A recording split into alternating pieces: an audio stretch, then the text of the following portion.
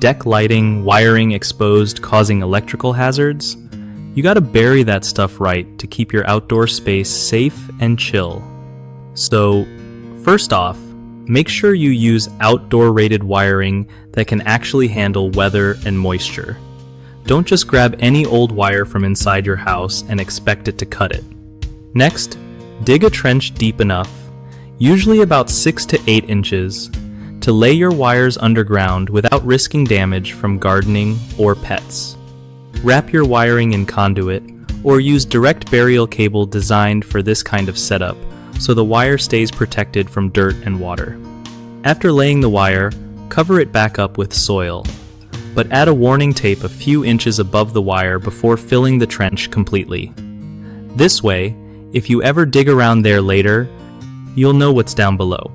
Also, check all connections are tight and waterproof, using proper outdoor connectors or waterproof junction boxes. Avoid running wires too close to metal objects or sharp edges that could wear them down over time. Always turn off power at the breaker before working with any electrical wiring to avoid shocks. One of the biggest mistakes people make with deck lighting wiring is leaving it exposed above ground, which invites damage and serious electrical hazards. Just bury it at the right depth and cover it with conduit or warning tape. Another common issue is using indoor wiring or connectors that are not rated for outdoor use, which can lead to corrosion or shorts. Always pick wires and connectors made for outdoor conditions. People also often forget to turn off the power before working on wiring, risking electric shock.